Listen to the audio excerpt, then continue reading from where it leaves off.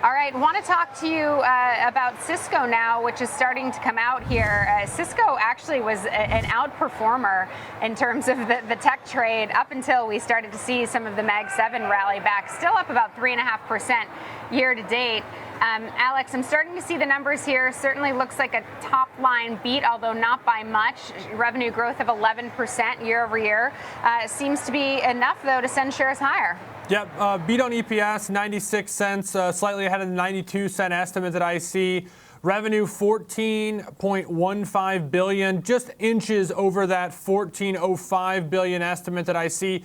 Looks like the positive aspect of this report, though, is they do provide guidance, and the guidance is better than expected and higher than where it previously was. So a hike to guidance. The read-through seemingly that this AI demand is buoying the overall company performance. Also should note, in some ways, this was sort of built into the expectation. Remember, Cisco was one of the first names to put a tariff or trade uncertainty impact into its performance outlook. And it's also in an area of the marketplace that doesn't necessarily have as much exposure to tariffs. And with its new AI growth opportunities, I think it was seen as a area that was maybe a little bit more insulated than others in tech.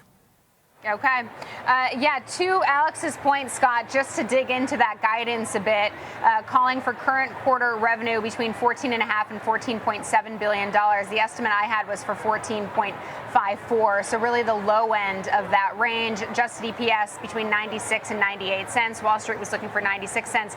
And then previously they had offered guidance of 56 to $56.5 billion. Now they're saying 56.5 to 56.7 billion. So just a slight uptick.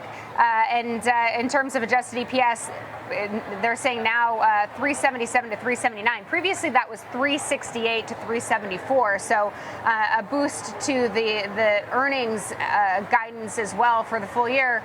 And looks like investors are pretty happy about that. Yeah, no question. You know, there's just something about when you hear that kind of news, you can hear a collective sigh of relief from those that are watching big tech in the markets. This is good news.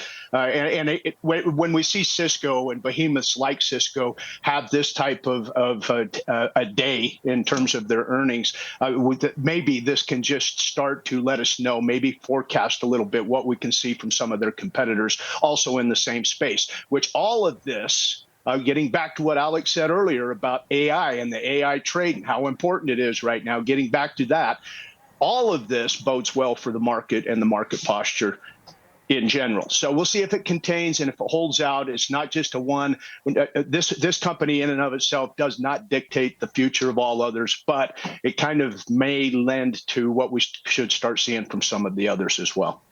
Yeah, we don't usually count on Cisco to lead the market higher. But Alex, speaking of the importance of AI, I see a headline here, AI infrastructure orders surpassing their $1 billion target 1 quarter early. So obviously the strength isn't just continuing, but it's better than expected. Yeah, and I think this is just another, I guess, data point, Caroline, that we'll look back at this 2 or 3 month period of time, regardless of what the market does in the next 6 months to a year, and say, maybe that whole scare was a bit of an overreaction in hindsight. That doesn't mean that there won't be an impact. It doesn't even necessarily mean that we won't see a slowdown in the economics. But the reality is we're seeing so many of these different companies basically come out, provide numbers, and they're not expected to have impacted the quarters that we're reporting, but still provide optimistic outlooks. Look, there are areas of this marketplace that are going to be more impacted than others, but the companies that make up the bulk of the market cap are these mega cap tech firms, and the reality is they're just not as impacted as a 20, 25, 30% drawdown in late February through early April really warranted. Okay. All right. But we will start to hear from companies like Walmart tomorrow and retailers in the next few weeks that could be more directly impacted from tariffs and any sort of pullback in the consumer amidst, some pretty sour sentiment. So TBD in terms of the market impact there. Alex, Coffey, Scott Durfey, thank you both so much for breaking down Cisco and sharing your thoughts on the market.